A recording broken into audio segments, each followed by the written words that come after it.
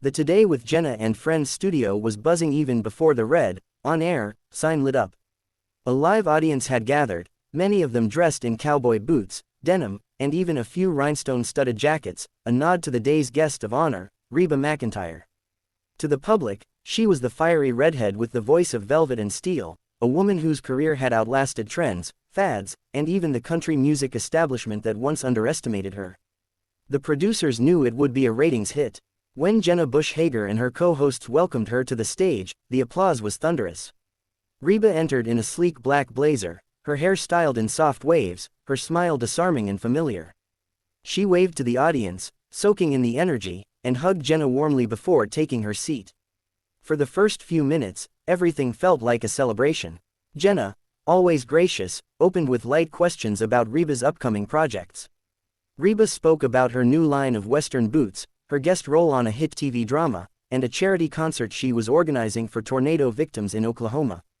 She told funny stories about life on the road, about accidentally locking herself out of her tour bus in pajamas, and about the time she tripped on stage but turned the fall into a dance move.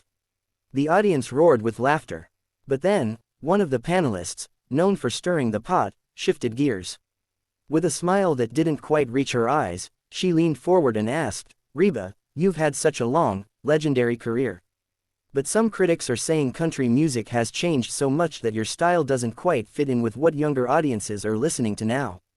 Do you feel like maybe your sound belongs to another era?" The words landed like a dart. The audience grew quiet, sensing the shift. Reba's smile faltered for a fraction of a second, though her eyes sharpened, catching the undertone of dismissal. She sat up straighter, her fingers resting on the armrest, and answered evenly, "Well, I've been country since I was a little girl riding horses on my family ranch. That's not something that changes. Just because I've tried my hand at acting, or business, or anything else, doesn't mean I've walked away from my roots." The audience applauded, grateful for her poised defense, but the panelist pressed on. "Of course, but don't you think artists like Casey Musgraves, Morgan Wallen, or Luke Combs have redefined what country means today? Some people argue that your music feels, well, a little dated compared to what's topping charts now." It wasn't just the words, it was the tone, laced with condescension, as if decades of blood, sweat, and raw storytelling could be reduced to a polite footnote in music history. Reba's jaw tightened, though her voice stayed calm. "Honey, tradition doesn't go out of style. The songs I've sung are about heartbreak, family, resilience, things that never get old. If anything, it's those roots that allow new artists to grow." A murmur of approval swept through the crowd. Jenna, sensing the tension, tried to intervene with a light-hearted comment about Reba's timeless hits, but the co-host wasn't done. She tilted her head, almost smirking, and added, "But don't you think audiences are more interested in fresh voices now? Maybe there's a point where legends should gracefully step aside to make room for the new generation." That was the spark that lit the fire. Reba leaned forward, her eyes blazing with the determination that had carried her from small-town rodeos to the pinnacle of the music industry. Her voice, still honeyed with her Oklahoma drawl, now carried a razor's edge. "Step aside, let me tell you something. I didn't fight tooth and nail through a male-dominated industry. I didn't sing my heart out night after night for 40 years, just to be told I should step aside. I paved roads for those new voices you're talking about. They stand on stages that women like me built." The crowd erupted in cheers, clapping and whistling, while the panelist shifted uncomfortably in her chair. Still, she didn't retreat. "I'm not saying you haven't contributed," she said quickly, "but there's a difference between respecting the past and recognizing when it's time to." Reba cut her off, her voice rising above the hum of the studio lights. "Respecting the past? I am not the past. I'm standing right here, still recording, still touring, still selling out arenas. If that's the past, then maybe the present needs to catch up." The words rang through the studio like a declaration, bold and unshakable. Jenna's smile froze, her eyes darting between Reba and her co-host, desperately trying to steer the conversation back to safe waters. "Well, I think what we all agree on is how much of an icon Reba is." But by then, the energy had shifted beyond recovery. The panelist muttered something under her breath about defensiveness, and Reba's patience snapped. She slapped her palm against the armrest, the sharp sound echoing across the stage and jolting the audience into silence. Her voice was low but forceful, each word deliberate. "I don't need to sit here and be talked down to like I'm some relic. I've given this industry my heart, my soul, my life. If that's not enough for you, then I'm done." Gasps rippled through the room. Some in the audience clapped in solidarity, others sat frozen, unsure of how to react. Reba stood, her blazer catching the gleam of the studio lights, her fiery red hair a halo of defiance. She didn't glance at Jenna, nor at the panelist who had pushed her too far. She turned on her heel and strode off stage, her boots clicking against the polished floor. Backstage cameras caught a fleeting image of her striding down the corridor, staff scattering to give her space.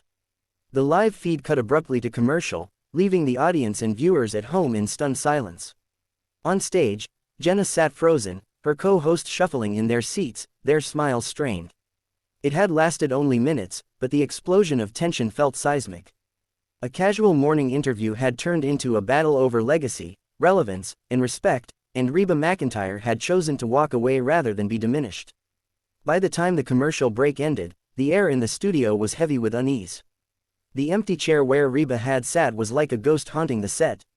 Viewers across the country were already scrambling to record, clip, and share what they had just seen. The headlines were writing themselves in real time. Reba McEntire storms off Today's show after heated clash. The legend's walk-off wasn't just a dramatic moment on live TV, it was a line in the sand. When the show returned from its sudden commercial break, the studio atmosphere felt strangely hollow. Jenna sat with a polished smile that didn't quite reach her eyes, her hands clasped tightly on the desk. The camera crew zoomed in closer than usual, trying to crop out the glaring emptiness of the chair Reba had abandoned. Jenna spoke carefully, her voice a shade too bright. "Well, folks, live TV always brings surprises. We love Reba and wish her the best." But the awkward glances between the remaining co-hosts told viewers everything. They were scrambling to recover from the storm that had just shaken the set. Within minutes, social media platforms erupted. A clip of Reba slamming her hand on the armrest spread like wildfire, racking up millions of views before the show had even ended. Hashtags like #RebaWalksOff and #RespectReba trended worldwide, while others framed it more critically with #OutOfTouchLegend and #TodayShowDrama. Everyone, from fans to music critics, weighed in. Some celebrated her fiery stand, calling it proof that she still had backbone in a world that tried to erase older women. Others mocked her, accusing her of being unable to handle tough questions. Backstage, Reba leaned against the wall of a quiet hallway, her breath coming fast. The sound of her boots clicking on the floor as she had stormed off still echoed in her mind, each step a mix of fury and adrenaline. A production assistant approached hesitantly with a bottle of water, but Reba waved her off. She was no stranger to conflict. She'd endured betrayals in the industry, dismissive executives, even public heartbreak. But something about this morning's exchange cut deeper. Maybe it was the insinuation that her time had passed. Maybe it was the thought that everything she'd poured her life into could be brushed aside as another era. Her phone buzzed constantly in her pocket. Messages from her manager, from fellow artists, even from her brother. She didn't check them yet. She needed a moment to breathe, to let the fire simmer down into something steadier. She closed her eyes, hearing in her memory the laughter of audiences from decades past, the roar of crowds chanting her name, the songs that had climbed charts and stayed in hearts. Was all of that suddenly irrelevant? No, she refused to believe it. Meanwhile, the Today control room was in chaos.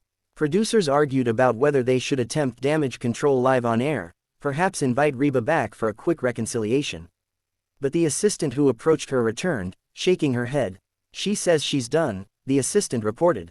That was final. The producers knew they had just lost one of the biggest interviews of the season, and maybe more, a relationship with an icon who commanded respect. By lunchtime, news outlets had grabbed hold of the story.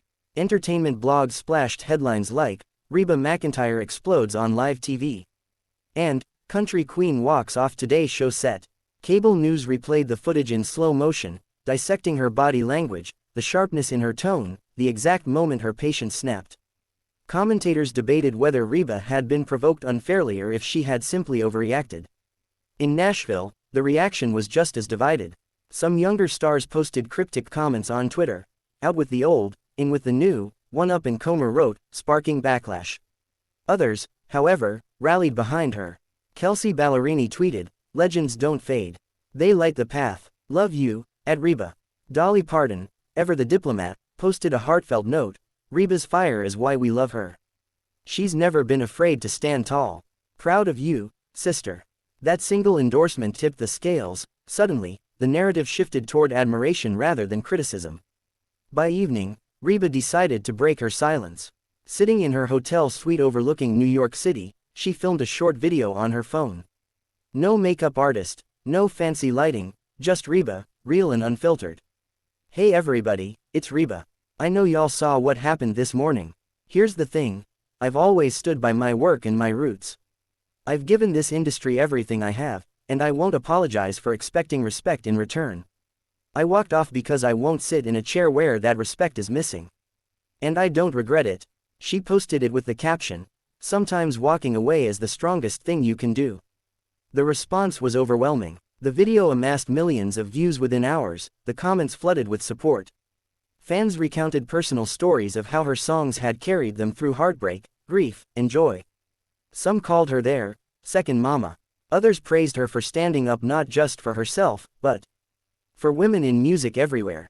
Suddenly, what had begun as a messy confrontation transformed into a movement. The following day, Jenna returned to the air with a statement of her own. Her voice was earnest as she looked into the camera. "I want to take a moment to say how much we love and respect Reba McEntire. Yesterday's interview went in a direction none of us expected, and I regret that it came across as disrespectful. Reba is a legend, and we owe her better." Her co-host, noticeably sheepish, added a half-hearted acknowledgement, but the damage to her reputation lingered. Many viewers blamed her for baiting Reba, accusing her of arrogance.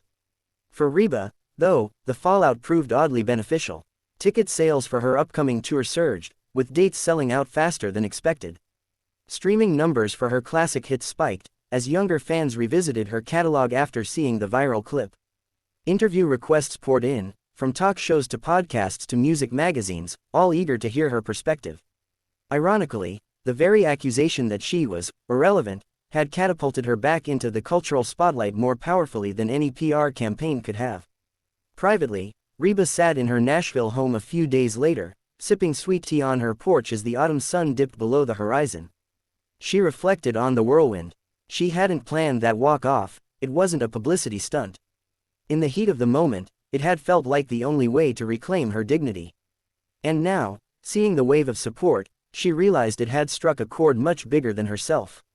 She thought about the young women starting out in music, still fighting for respect in rooms where men made the rules.